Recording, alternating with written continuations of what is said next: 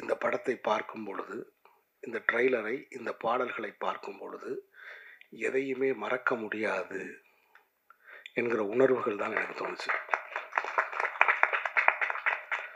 ஜன்னலிலிருந்து நீங்கள் பார்க்க வேண்டாம், எங்கள் வீட்டுக்குள் வந்து பாருங்கள் என்று தயாரிப்பாளர் அவர்கள் சொன்னார்கள். உங்கள் வீட்டில் அல்ல, உங்கள் மடியில் படுத்து இந்த கதையை கேட்பது போல இருக்கிறது இதை பார்க்கும் பொழுது. என்னோட கண்ணு வந்து அப்படியே ஒரு நிமிஷம் கலங்கிருச்சு. ஒரு ட்ரெய்லரை பார்த்து நான் கண் கலங்கியது இந்த அந்தோணி திரைப்படத்தை பார்த்தேன்.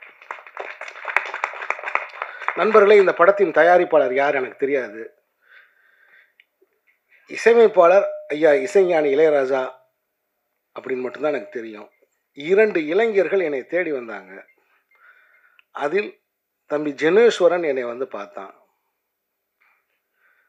தான் இலங்கையிலிருந்து இலங்கை மண்ணில் ஒரு படம் எடுத்திருக்கிறதாகவும், அந்த படத்துடைய ஆடியோ வெளியீட்டுக்கு நீங்கள் வரணும்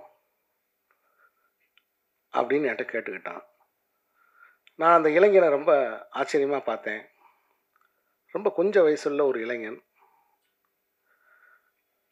அங்கே ஒரு சினிமா எடுத்து அந்த படத்தை இங்கே இருக்கிற தியேட்டர்களில் விநியோகிக்கிறதுக்கு வந்திருக்கான் அப்படிங்கிறது எனக்கு தெரிஞ்சிச்சு. வேறு எந்த காரணமுமே கிடையாது. ஒரு அழிந்து போன ஒரு நாட்டிலிருந்து, அழிக்கப்பட்ட ஒரு நாட்டிலிருந்து 2 இளைஞர்கள், ஏன்னால் போர் முடிஞ்ச சூழலில் இந்த 2 இயக்குனர்களும் எப்படி ஒரு 5 வயசு 6 வயசு இருக்கும்னு நினைக்கிறேன். ரொம்ப 5 வயசு 6 வயசு குழந்தைகளாக இருந்திருப்பாங்க. அந்த வயசுல இருந்து எழுந்து வந்து இப்படி ஒரு சினிமாவை எடுத்து அதை இங்கே கொண்டு வரணும்னு நினைக்கிறாங்க. ஸோ இலங்கையிலிருந்து வருகிறோம்னு சொன்ன ஒரே ஒரு காரணம்தான் நான் இந்த விழாவில் கலந்து கொள்வதற்கு காரணம்.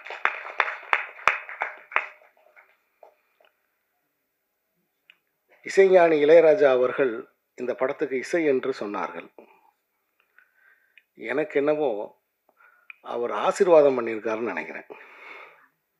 இசையமைச்சிருக்காருன்னு சொல்கிறத விட ஹி பிளஸ்டு அப்படின்னு தான் நான் சொல்கிறேன். ஒவ்வொரு அந்த பாட்டு, அந்த ட்ரெய்லருக்கு போடப்பட்ட அந்த பின்னணி இசை, அதை பார்க்கும்போது என்னோட உள்ளுணர்வு அதுதான் சொல்லுச்சு.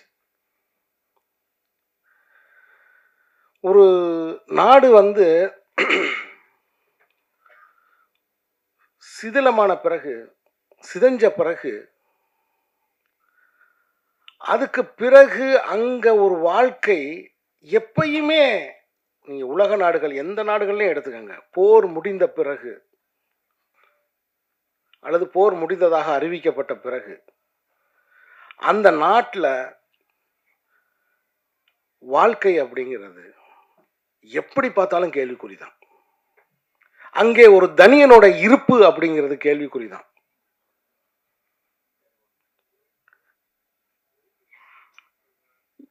எப்ப வேணாலும் யார் வேணாலும் எதற்காக வேணாலும் கேள்வி கேட்பார் இல்லாமல் கைது செய்யப்படலாம் அப்படிங்கிற ஒரு வாழ்க்கை அதன் பிறகு அங்க எப்பவுமே இருந்துகிட்டே இருக்கும். ஒரு அச்சம் எப்ப வேணாலும் இருந்துகிட்டே இருக்கும். இந்த திரைப்படத்தை எடுத்த ஜெனோசனா இருக்கட்டும், சுகதரனா இருக்கட்டும், அந்த இளைஞர்களின் நினைவுகளில் அந்த குண்டு விழுந்த அந்த சத்தம் கேட்டுக்கிட்டே இருக்கும். இதை யாராவது மறுக்க முடியுமா? இதை யாராவது மறுக்க முடியுமா? அப்போ உளவியல் ரீதியாகவும் பொருளாதார ரீதியாகவும் அதிகாரத்தின் பக்கம் இருந்தும் ஒரு அடக்குமுறையை சந்தித்து வருகிற ஜனங்களின் கலை வடிவமாக தான் இந்த அந்தோணியை நான் பார்க்குறேன். இந்த படத்து அந்தோணியை நான் பார்க்குறேன்.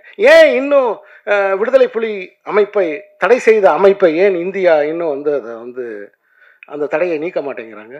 விடுதலை புலிகள் தான் இல்லைன்னு தெரிஞ்சிருச்சே. விடுதலை புலிகள் தான் இல்லைன்னு தெரிஞ்சிருச்சே. விடுதலை புலிகளில் யாரும் உயிரோடு இல்லை. ஏன் அந்த தடையை நீக்காமல் இருக்காங்க? நான் இதுக்கு முன்னாடி சொன்னேன் இல்லையா, யாரை வேண்டுமானாலும் கைது செய்யலாம், அதுக்காகத்தான். அதனால தான் அந்த தடையை அவங்க நீக்காமல் இருக்காங்க. நான் யாரோடும் உடன்பட்டோ அல்லது முரண்பட்டும் இங்கே நான் பேசலை, என்னுடைய கருத்தை நான் சொல்கிறேன். சமீபத்தில் பத்திரிகைகளில் நான் பார்த்தேன், இன்னும் அந்த வழக்கு நடந்து கொண்டிருக்கிறது, இன்னும் வந்து அந்த தடையை நீக்கம் பண்ணலன்னு. அது காரணம் அதுதான். நண்பர்களை, முதலில் இந்த படத்தில் பணியாற்றிய அந்த ஒளிப்பதிவாளருக்கு என்னுடைய மனப்பூர்வமான வாழ்த்துக்கள். அந்த கடலையும் அந்த அலையையும் அந்த வாழ்க்கையையும் அப்படி கண் முன்னாடி கொண்டு வந்து தத்ரூபமாக அதை கொண்டு வந்து வச்சிருக்காரு. அதே மாதிரி இந்த படத்தில் நடிச்சிருக்கிற என்னுடைய அருமை நண்பர் வின்சென்ட். இனிமே வின்சென்ட், உங்கள் பேர் வந்து அந்தோணி வின்சென்ட். நான் வின்சென்ட்டை வந்து மன்னிப்பு கேட்டுக்கிறேன். நீ இவ்வளவு சிறந்த ஒரு நடிகன்னு எனக்கு தெரியாமல் போயிடுச்சு, என்னை மன்னிச்சிரு. ஏன்னா ஒரு 2-3 படம் நான் நடிக்கிறதுக்கு கூப்பிடுவேன். அப்போ ஒரு நார்வேல இருப்பார், ஸ்ரீலங்காவில் இருப்பார், சந்திக்க முடியாமல் போயிட்டு இருந்துச்சு. ஆனால் அவ்வளவு கண்ட்ரோல்டாக ஒரு முழு படம் பார்த்த ஒரு திருப்தி எனக்கு இந்த ட்ரெய்லரில் எனக்கு கிடைக்கிது. ஒரு ஆக்டர், ஒரு கம்ப்ளீட் ஆக்டர் தான் வந்து அந்த எமோஷன்ஸ் ஹோல்டு பண்ண முடியும். ஒரு சின்னதாக நிமிர்ந்து பார்க்கணுன்னா கூட அந்த எமோஷன்ஸ் அது அது அது அதில் கொண்டு வர்றாரு அதில். ஸோ எனக்கு நவயுக இலங்கை சினிமாவிலிருந்து ஒரு புதிய சக்தி ஒன்று உருவாகிருக்கிற மாதிரி தான் எனக்கு தோணுது இந்த படத்தை பார்க்கும்போது. என்னுடைய இந்த ட்ரெய்லரை பார்க்கும்போது எனக்கு என்னுடைய ஆள் மனம் வந்து அதை தான். ஸோ அவ்வளவு நேர்த்தியாக இருக்குது, அவ்வளோ அழகாக இருக்குது. அதே மாதிரி இந்த படத்தில் நடித்த கதாநாயகியாக இருக்கட்டும், அந்த கதாபாத்திரத்தோட டிஜே பானு அவர்களுக்கும், ஏன்னா இது எல்லாமே அங்கேருந்து நான் அப்சர்வ் பண்ண விஷயங்கள் தான். இந்த ஸ்க்ரீனில் அவங்க எனக்கு காமிச்சதோட ரிஃப்ளெக்ஷன் தான் இது. ஸோ அப்படி இந்த அற்புதமான அந்தோணியில் ஒரு தோணி இருக்குது. அந்த தோணி கண்டிப்பாக கரையேறி வரும், அந்த நம்பிக்கை எனக்கு இருக்குது. இந்த ட்ரெய்லரை பார்த்த உடனே இந்த காவியத்தை எப்போ நம்ம பார்ப்போம் அப்படிங்கிற ஆர்வம் எனக்கு உண்டாயிருச்சு. கண்டிப்பாக இந்த ட்ரெய்லர் நீங்கள் பார்த்தீங்கன்னா உங்களுக்கு அந்த உணர்ச்சி உண்டாகும். ஆகவே ஒரு திரைப்படம் அப்படின்றது எதையும் மறக்கிறதுக்கு இல்லை. ஏன்னா இன்றைக்கி வாழ்க்கையே வந்து எல்லாமே எதனால் நிகழ்த்தப்படுகிறதுனா ஏதோ ஒன்றை மறைக்கிறதுக்கு, எதையோ ஒன்றை வந்து நம்ம பார்த்துக்கிட்டு இருக்கோம். எதையோ ஒன்றை வந்து, ஏன்னா பேசினாலும் காசு, பார்த்தாலும் காசு, ஒரு தாகம் வந்துச்சு தண்ணி வாங்கி குடித்தாலும் காசு, பாத்ரூம் வந்துருச்சு போனாலும் காசு. மனித வாழ்க்கையில் வந்து எல்லாமே பணம் சம்மந்தப்பட்டுருச்சு. ஸோ அப்போ நீங்கள் பார்க்க வைக்கப்படுகிற உலகத்தில் இருக்கீங்க, நீங்கள் கேட்க வைக்கப்படுகிற ஒரு உலகத்தில் இருக்கீங்க. ஒட்டுமொத்த மனித வாழ்க்கையை அபிப்பிராயங்களை உருவாக்குவதும் அபிப்பிராயங்களை அழிக்கிறதையும் வேடிக்கை பார்க்கறதுல கொண்டு வந்து வச்சுட்டானுங்க. இதுதான் இன்னைக்கு இருக்கிற உலகம். ஸோ அப்படி இருக்கிற உலகத்தில் ஈழத்து மக்களை, அவருடைய வாழ்வியலை உயிரோட்டமாக, போருக்கு பின்னான அந்த வாழ்க்கையை, அவர்களுக்குள்ள இருக்கக்கூடிய பரிதவிப்பை காட்டுகிற இந்த அந்தோணி திரைப்படம் மாபெரும் வெற்றி அடையும் அப்படிங்கிறது என்னுடைய கருத்து. இந்த வெற்றிக்கு பத்திரிகையாளர்களாகிய நீங்கள் உறுதுணை இருக்க வேண்டும். எனக்கு அந்த நீர்ப்பறவை காலங்கள் ஞாபகத்துக்கு, தேவராஜ் இருக்காரு, நீர்ப்பறவை காலங்கள் எனக்கு ஞாபகத்துக்கு வந்துச்சு. இந்த படத்தை நீங்கள் சுமந்து கொண்டு போய் மக்கள்கிட்ட சேர்க்கணும். ஒவ்வொரு சிறிய படத்துக்கும் ஒரு எழுத்தாளனுக்கு பத்திரிகையாளர் தான் துணை, வேறு யாருமே கிடையாது. அந்த இளைஞர்கள் எடுத்த இந்த படத்தை, அந்தோணிங்கிற படத்தை மக்கள் மன்றத்துக்கு கொண்டு போய் சேர்க்கணும். இதோடைய தயாரிப்பாளருக்கு, அவர் பேர் என்ன சொன்னீங்க, ரமணன், தயாரிப்பாளர் ரமணன் அவர்களுக்கு என்னுடைய இதயபூர்வமான வாழ்த்துக்களை தெரிவித்துக் கொள்கிறேன். ஒரு தரமான படத்தை நீங்கள் எடுத்ததுக்கு. படத்தின் இசையமைப்பாளர்களுக்கு என்னுடைய இதயபூர்வமான வாழ்த்துக்கள். இப்படி ஒரு இசையை தந்ததுக்கு நன்றி, வணக்கம். பொன்னியின் செல்வன்ல வந்து ஒரு அசிஸ்டன்ட் எடிட்டராக வேலை செய்து சித்தா படத்துல எடிட்டராக ஒர்க் பண்ணி இந்த படத்துலயும் ரொம்ப அழகான ஒர்க் பண்ணியிருக்காரு அவரு. Thank you sir, thank you so much. And ஒரு சில காரணமாக சீனு ராமசாமி சார் கிளம்பணும், அதனால ஃபர்ஸ்ட் நம்ம இசை மற்றும் அந்த ட்ரெய்லர் ஆடியோ லான்ச்சை நம்ம முடிச்சிடலாம். ஸோ ஸோ நமக்காக வந்திருக்க சீனு ராமசாமி சார் எங்களுக்காக அந்த ஆடியோவை ரிலீஸ் பண்ண நம்மளோட அகிலா மேம் அவர்கள் அதை பெற்றுக்கொள்வார்கள்.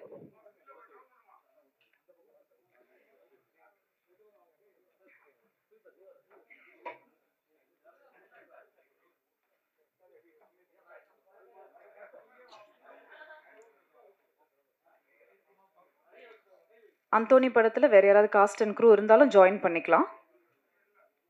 Okay okay.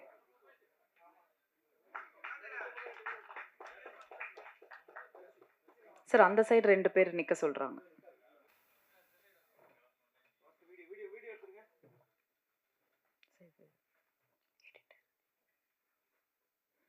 முதல்ல வந்து இந்த தயாரிப்பாளர்களுக்கும் நன்றி தெரிவிச்சுக்கலாம். முக்கியமாக இந்த 2 இயக்குனர்கள் தம்பிகள் ஜெனர்சனும் சுகீதரனும். ஏன்னா அவங்களாம் வந்து இப்போ உள்ள இந்த கமர்ஷியல் தமிழ் சினிமாக்களை பார்த்து வளர்ந்த குழந்தைகளாக இருப்பாங்க. அப்படி இருந்துமே அதெல்லாம் தவிர்த்துட்டு அவங்க வாழ்க்கைக்குள்ளேருந்து அவங்க மண்ணிலேருந்து ஒரு கதை எடுக்கிறதுக்கு வந்து ஒரு மிகப்பெரிய தெளிவு வேணும். அந்த தெளிவுக்காக உங்களை 2 பேருக்கும் முதல்ல வாழ்த்துகள். படம் நான் பார்த்துட்டேன், ரொம்ப நல்லா இருந்தது.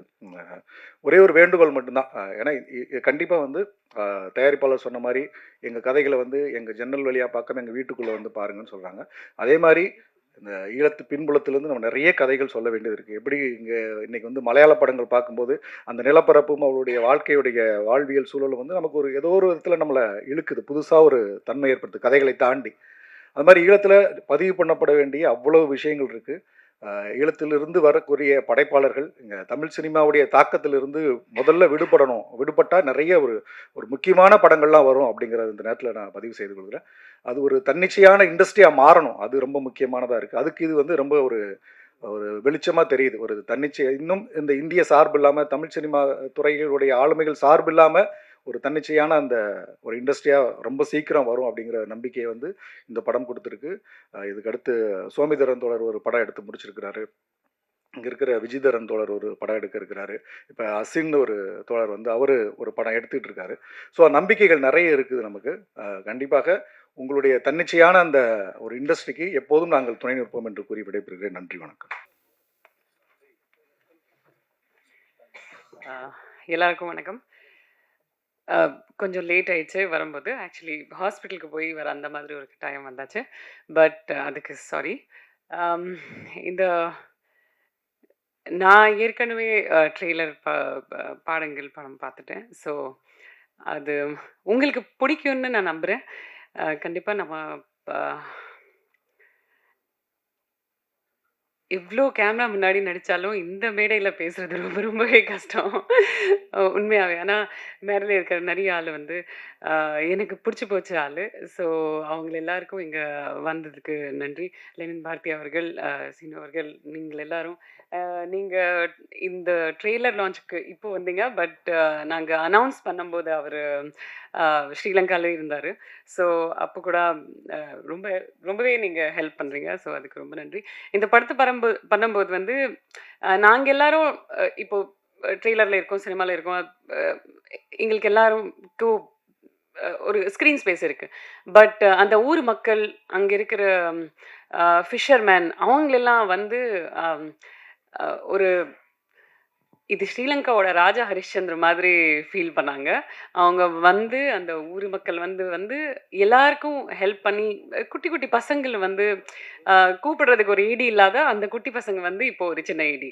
அந்த மாதிரி நெறைய மக்கள் வந்து அப்படியே ஹெல்ப் பண்ணாங்க.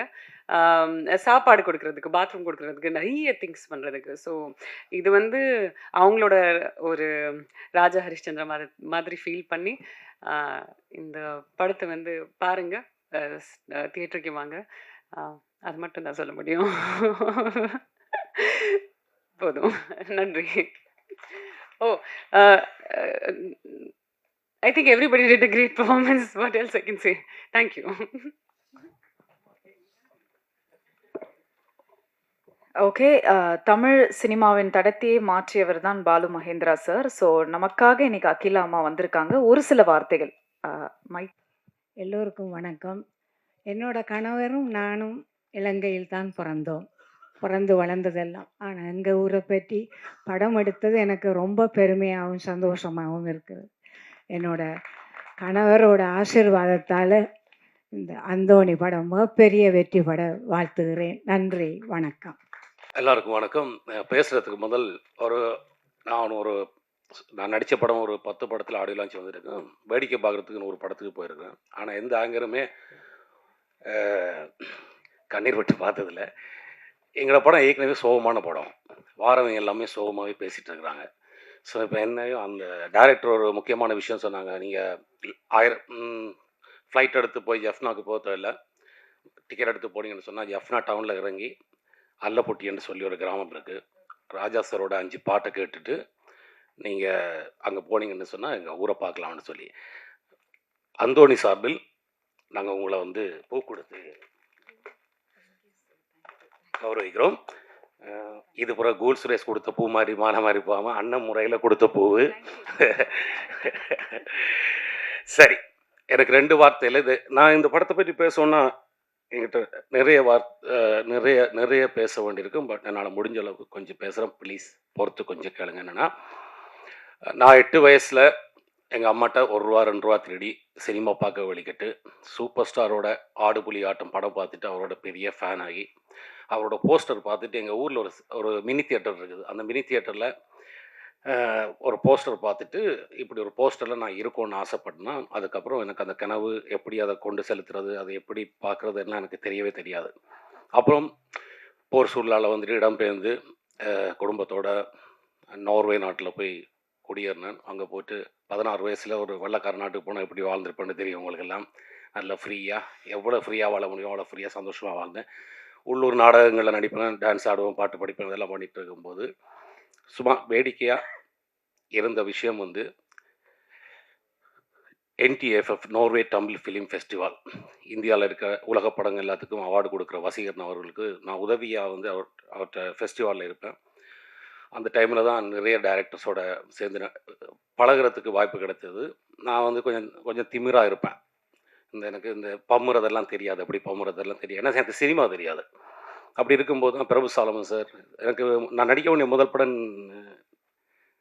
நீர்ப்பறவை சார். ஸ்ரீராமசாமி சார் வந்து எனக்கு வாய்ப்பு கொடுக்கணும்னு சொன்னார். பட் அங்கேருந்து வர முடியல, அதால் அதை நடிக்க முடியல. இந்த டைமில் பத்திரிகை நம்மளுடைய ப்ளீஸ் உங்கள்கிட்ட நீங்கள் தான் அதை கொண்டு சேர்க்கணும்.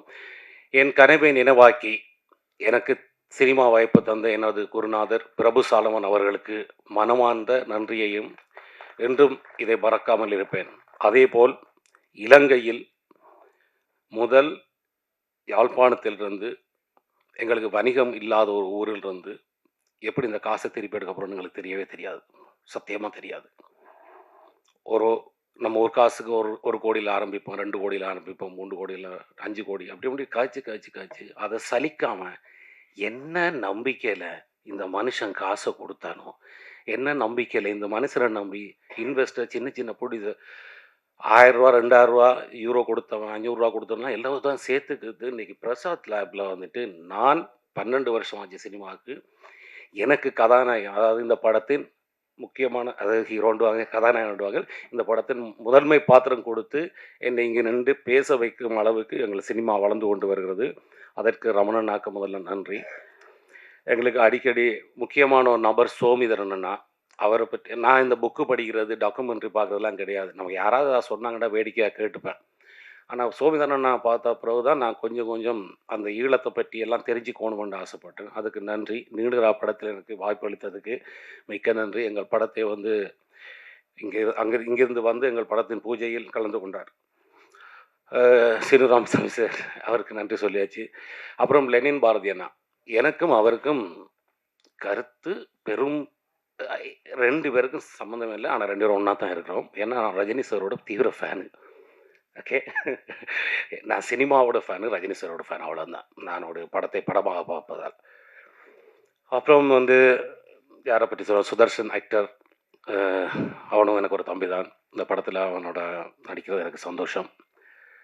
அப்புறம் யாரை பற்றி சொல்லணுது இல்லை. ஆனால் இங்கே சொல்ல போனால் ஜெனோசன் என்ற அந்த ஒரு நபர், அவருக்கு எலும்பி நின்றீங்கன்னு சொன்னால் அவருக்கு நீங்கள் எல்லாம் அவருக்கா பார்த்துக்கோங்க. இந்த அவரை பற்றி தான் இங்கே நேற்று ஒரு ஆங்கர் கேட்டாங்க எனக்கு ஒரு ஒரு ஸ்வீட் கொடுத்து இந்த படத்தில் வேலை செஞ்ச ஆக்கரில் இந்த ஸ்வீட்டை யாருக்கு கொடுப்பேன் அப்படின்னு சொன்னால் நான் சொன்ன வந்துட்டு சுகிர்தன் டைரக்டர் நீங்கள் ஒரு எழுந்திரில்லைங்க சுகிர்தன் இவருக்கு கொடுப்போன்னு சொன்னேன். அப்புறம் டக்குன்னு எனக்கு ஸ்டாக்காக இவனுக்கு கொடுக்க எல்லாத்தையும் அவனுக்கு தான் கொடுக்கும்னு சொன்னேன். ஏன்னா கிட்டத்தட்ட 7 வருஷமாக வந்து எல்லா சினிமா அசிஸ்டன்ட் டைரக்டர்ஸ் எல்லாம் மதுரையில் இருந்தோ கோயம்புத்தூர்லேருந்து இந்த ஊரில் இருந்தோ இல்லாட்டி எந்த நாட்டில் இருந்தோ வார எல்லா அசிஸ்டன்ட் டைரக்டரும் பாடுற அதே கஷ்டத்தை பட்டாலும் கடைசி மட்டும் விட்டாமல் நின்று முயற்சி பண்ணி அவங்க நிச்சயந்தானா இலங்கையில் வந்து ஒரு 2 லட்சம் 3 லட்ச ரூபா சம்பளத்தில் வேலை செஞ்சுட்டுலாம் போயிருக்கலாம்.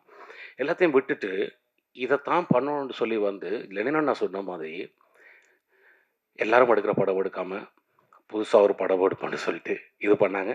இந்த படத்தோட கதை கேட்டு நான் தான் முதல்ல எனக்கு பிடிக்கலன்னு சொன்னாலும், ஆனால் இந்த படத்தில் நடிச்சிருக்காட்டி நான் பெரிய ஒரு குற்றம் செய்தவனாக தான் இருந்திருப்பேன்னு சொன்னால் இதே பிறகு என்ன கூப்பிட்டுருப்பான் ஆடியோ லான்ச்சுக்கு. இப்படி ஒரு ட்ரெய்லரை பார்த்துட்டு ஆனால் முட்டாள் பலே இந்த படத்தை விட்டேன்னு சொல்லி புலம்பாமல் என்னை நம்பி என்னை உருவாக்கி ஒரு அந்தோனியாக என்னை மாற்றி எனக்கு ரொம்ப ஆசை தான். 12 வருஷமாக கயல் வின்சன் சொல்கிறாங்க, அந்தோனி வின்சன் சொன்னாலும் நல்லா இருக்கும்னு ஆசைப்பட்றேன்.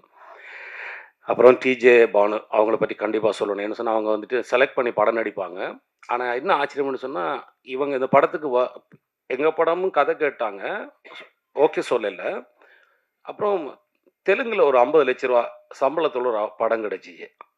எவ்வளோ பெரிய முட்டாள்னு தெரியல. அந்த படத்தை வேணான்ட்டு யாழ்ப்பாணத்துக்கு தனியாக ஒரு ஆளை வந்து எந்த எதிர்பார்ப்பும் இல்லை. அசிஸ்டன்ட் கிடையாது, மேக்கப் ஆர்டிஸ்ட் கிடையாது, ஒன்றும் கிடையாது. நாங்கள் யாரை சொல்கிறோமோ இவங்க தான் மேக்கப் ஆர்டிஸ்ட்னு கையில் சொன்னால் கலையா அவங்க தான் மேக்கப் ஆர்டிஸ்ட்னு சொல்லி ஒத்துக்கிட்டு எங்களுக்கு முழுக்க ஒத்துழைப்பு கொடுத்தது. சீரியஸாக இந்த படத்தில் வந்துட்டு அந்தோனியா வேறு யாரும் வேணாலும் நடிச்சிருக்கலாம். அதுக்கு நிறைய நடிகர் நல்ல நடிகர்கள் இருக்காங்க. ஆனால் நளினியாக நடிக்கிறதுக்கு அவங்களால மட்டும்தான் முடியும். நீங்கள் இருக்கிற எல்லா போஸ்டர்லையும் பாருங்கள், நளினி அங்கே இருப்பாங்க. இந்த நளினிக்குள்ளே அந்த கூட்டுக்குள்ளே குறுகி பண்ணிக்கிற அந்தோணி மட்டும்தான் நான். அடே நீ இப்படிலாம் பேசுவேன்னு யோசிக்கிறீங்களாடா? நல்லா பேசுனா சரி. நன்றி. அந்தோணி படத்தை நீங்கள் ட்ரெய்லர் பார்த்துட்டீங்க. தேவராஜனே நீங்கள் தான் மெயின் ஆள், எல்லாருக்கும் தலைக்கட்டு பார்த்துக்குங்க. கயல் படத்தில் எனக்கு அடித்து எனக்கு துன்பம் பண்ணாலே நீங்கள். எனக்கு எல்லாரையும் தெரியாது, தேவராஜனோட சேர்த்து கயல் படம் நடித்தபடி அவரை ஞாபகம் இருக்குது. மற்றபடி இங்கே வந்திருக்க நண்பர்கள் எல்லாரும் நான் கெஞ்சி கேட்குற ஆள்லாம் கிடையாது.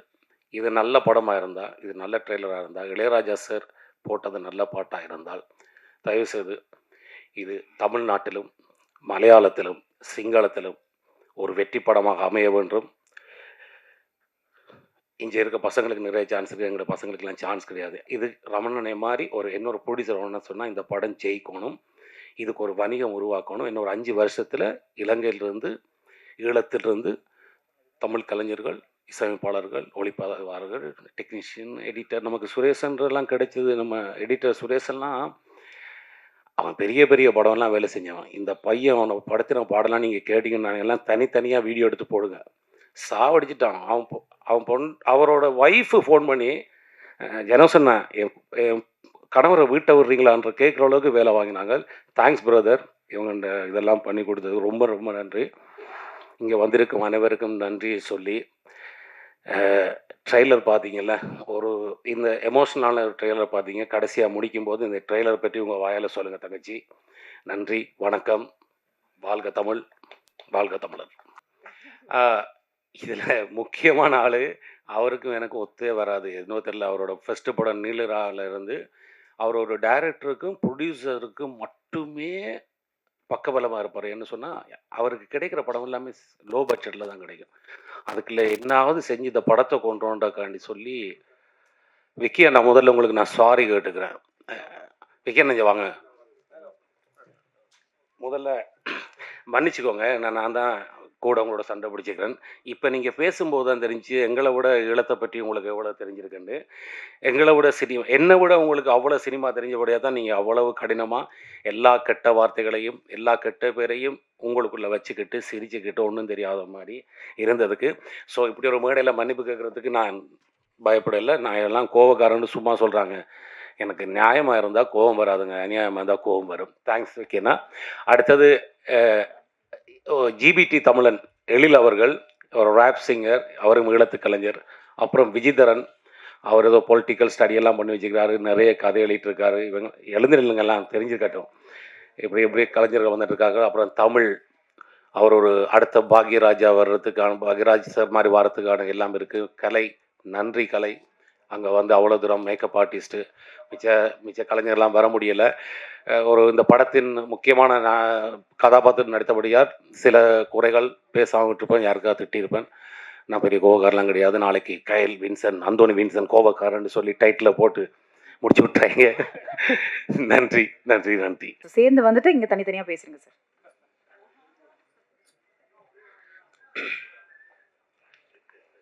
நான் ஒரு சின்ன பேப்பர் வச்சிருக்கேன், ஒரு சில வார்த்தைகள். அனைவருக்கும் வணக்கம். நான் இங்கே உட்காந்துருக்கிறது ரொம்ப எமோஷ்னலாக தான் இருக்கிறேன். ஒரு உதவி இயக்குனராக தென்னிந்தியாவை தேடி வந்த நான் அந்த ஞாபகங்களை நான் இங்கே மீட்டி பார்க்குறேன். ஒரு டிக்கெட் காசுலேருந்து இங்கே வந்து ஒவ்வொரு வேலைக்காகவும் வளமையான சினிமாக்காரர்கள் படுற அதே கஷ்டங்களை அனுபவித்த அந்த நாட்கள். ஏன்னா இந்த பிரசாத் லேபில் வந்து எத்தனையோ ஆடியோ லான்ச் அந்த பின்னுக்கு நின்று நான் பார்த்துருக்கேன், நானும் சுயர்தனம். அதால் இந்த மேடையில் இருக்கிறது ரொம்ப உணர்வு பூர்வமான ஒரு விஷயம். அடுத்தது ஷோபனா மேம் சொன்ன மாதிரி இந்த அந்தோனியார், அவங்க அதை ஏன் இன்னைக்கு சொன்னாங்கன்றது எனக்கு தெரியாது. அந்தோனியார் வந்து இந்த படத்தின் ஆரம்பத்திலிருந்து இப்போ வரைக்கும் இருந்து கொண்டிருக்கிறார். தயாரிப்பாளர் எப்படி முதலீடு பண்ணி இந்த படத்தில் எங்களுக்கு ஃபிசிக்கலாக சப்போர்ட் பண்ணிட்டு இருக்கிறாரோ, அந்த மாதிரி இந்த பிரபஞ்சம் எங்களுக்கு இந்த படத்துக்கு நிறைய விஷயங்களை தந்து கொண்டே இருக்குது. அது எல்லாமே ஒரு கனவுகள். எப்படி அதெல்லாம் நடந்து கொண்டிருக்குன்றது எனக்கு தெரியாது. அதில் முதன்மையான விஷயம், இந்த படம் வந்து எடுத்தது ஒரு உதவி இயக்குனர்களாக நாங்கள் 2 பேரும் பயணித்து கொண்டிருந்தோம். அதுக்கு பிறகு மழைக்கால இரவுகள் என்று சூரியன் ஒரு படத்தை எடுத்து அந்த படம் ஒரு சில விருதுகளை வென்று அது தயாரிப்பாளர் பிடிச்சு போய் அந்த படத்தை இந்த அந்தோனி படத்தை நாங்கள் தொடங்கினாங்கள். இந்த படத்துக்குள்ளே வின்சென்ட் அண்ணாவாக இருக்கட்டும், டிஜே பானு மேமாக இருக்கட்டும், அதை விட ஒரு அண்ணாமார் குரூப் ஒன்று இருக்குது. சிரீஷ் கந்தராஜா அண்ணா, விஜய் அண்ணா, மற்றது வந்து எங்களோட பார்த்தி அண்ணா, இந்த மாதிரி சில அண்ணாமார் வந்து தங்களை அறியாமலேயே நிறைய உதவிகளை வந்து எங்களுக்கு செய்து கொண்டிருக்கணும். இந்த படம் ஷூட் பண்ண கேமராலாம் வந்து நாங்கள் சொந்தமாக இந்தியாவிலேருந்து வாங்கி கொண்டு போய் ஷூட் பண்ண அலெக்ஸா கேமரா. அப்போ சின்ன சின்ன கேமராக்களில் பண்ணக்கூடாது, ஒரு ஃபிலிம் கேமராவில் தான் யாழ்ப்பாணத்தில் படம் எடுக்கணுமெண்டு இங்கே ஃபிலிம் ஷூட்டிங்ஸ் எல்லாம் பார்த்துட்டு அந்த மாதிரி ஒரு நோக்கத்துக்காக சுற்றிட்டு இருந்தவங்களுக்கு நாங்கள் நினச்சது தான் நாங்கள் நடத்தினாங்க யாழ்ப்பாணத்தில். அப்போ ஏதாவது ஒரு சினிமாவில் கொஞ்சமாவது கற்றுக்கிட்டு ஏதாவது ஒரு நல்ல ஒரு ஃபிலிம் மேக் பண்ணணும் என்ற ஒரு ஆர்வத்தை இன்றைக்கு நினைவாக்கி இந்த திரைப்படத்தின் இசை வெளியீடு, ட்ரெய்லர் வெளியீட்டு விழாக்கு வரைக்கும் கொண்டு வந்து சேர்த்துருக்கிறோம். அதே மாதிரி இந்த படத்தில் நிறைய பேர்கிட்ட நான் நிறைய கஷ்டப்படுத்தியிருக்கேன். நிறைய சப்போர்ட் பண்ண சொல்லி, நிறைய ஹெல்ப் பண்ண சொல்லி, நிறைய பேர் எதுவுமே என்னட்ட கம்ப்ளைண்டாக கொண்டு வராமல் இந்த படத்தை ஒர்க் பண்ணி தந்திருக்கிறீங்க. அதே மாதிரி ஐரோப்பிய கலைஞர்கள் நிறைய பேர் இந்த படத்தில் நடிச்சிருக்கிறீங்க. இந்த படத்தில் முதலீட்டாளர்களாக இருக்கணும், அவர்களுக்கும் என்னுடைய நன்றி. வளமையான ஒரு சினிமா இல்லாமல் யாழ்ப்பாணத்தில் இருந்து முதல் ஒரு நல்ல சினிமாவை, ஒரு நல்ல ஒரு படத்தை மக்களுக்கு கொண்டு போய் சேர்க்கணும் என்ற எண்ணத்தில் தான் அந்தோனி படம் எடுத்திருக்கிறோம். ஒரு கடலோர காதல் காவியம் என்ற ஒரு விஷயந்தான் இதுக்குள்ளே இருக்குது. எல்லா பல்வகை சமூகத்தினரும் இந்த படத்தை பார்க்கணும். ஒரு ஃபீல் குட்டான படம். தியேட்டரில் பார்த்து எல்லாருமே சப்போர்ட் பண்ணணும். இங்கே உள்ள மீடியா நண்பர்கள் அவர்கள்லாம் இந்த தமிழ்நாட்டில் முதன்மையானவர்கள், ஒரு விஷயத்தையும் கொண்டு போய் சேர்க்கிறதுக்கு மக்கள்கிட்ட நீங்கள் எங்களுடைய இந்த திரைப்படத்தை தமிழ்நாட்டிலையும் உலகம் முழுக்கவும் இருக்கிற மக்கள்கிட்ட கொண்டு போய் சேர்க்கணும், இதை வெற்றியடை செய்யணும் என்று கேட்டுக்கொள்கிறேன். நன்றி.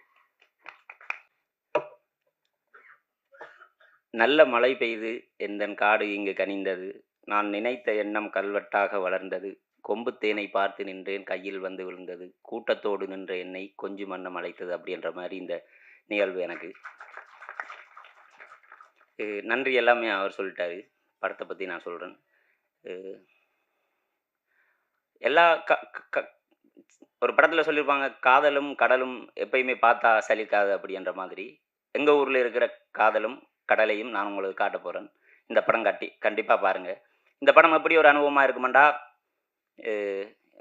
அவ்வளோவெல்லாம் செலவழித்து ஸ்ரீலங்காவுக்கு டிக்கெட்டை போட்டு வந்து அங்கே எல்லாம் சுற்றி பார்த்து எங்கெங்கெல்லாம் பார்க்கணுமோ அப்படின்ட்டு இல்லாமல் அவ்வளோ காசு செலவழிக்க தேவையில்லை. இந்த படத்துக்கு ஒரு டிக்கெட் எடுங்க. யாழ்ப்பாணம் டவுனில் இறங்கி ஒரு அழகான கிராமத்துக்குள்ளே ஒரு பஸ்ஸில் ஏறி நீங்கள் போகும்போது ஒரு 5 ராஜா பாட்டு கேட்டு ஜன்னல் கரையோட ஒரு காற்றடிக்கும் போது கண்ணால் உங்களுக்கு எப்படி ஒரு கண்ணீர் வருமோ அப்படியான ஃபீலிங்கை இந்த படம் கொடுக்கும். மற்றபடி என் டீம் எல்லாருமே உதவி இயக்குனர்கள் அது எல்லாமே இல்லாமல் எல்லாருமே நண்பர்கள். தமிழாக இருக்கட்டும், கலையக்காவாக இருக்கட்டும், என் டீமில் வேலை செஞ்ச ஆகாஷ், மது ஸ்டாலின் அப்படி இப்படின்னு நிறைய பேர் இருக்குது. நேரம் போதாமே என்று பின்னால் தட்டிக்கிட்டு இருக்காங்க. அதனால் ஓகே. எங்கள் அப்பாவுக்கு முதலாவது நன்றி. அடுத்தது எல்லாருக்குமே பையனோட வெற்றியை பார்க்குறது எல்லா அப்பாவுக்குமே கொடுத்து வைக்கிறதில்ல. இந்த போஸ்ட் ப்ரொடக்ஷன் நடந்து கொண்டு இருக்கும்போது தான் ஜெனோசனாகட அப்பா இறந்தார். இறந்து 2வது நாள் திருப்பி டிக்கெட் போட்டு வந்து இங்கே டப்பிங் மிக்சிங்கான வேலைகள் எல்லாம் பார்த்துக்கிட்டு இருக்காங்க. எங்கள் அப்பா உயிரோடு தான் இருக்கார். எங்கள் அப்பா சார்பில் அவங்க அப்பா சார்பில் கட்டாயமாக அவர் பார்ப்பார், சந்தோஷப்படுவார். அவங்க அம்மா எல்லாருக்குமே நன்றி.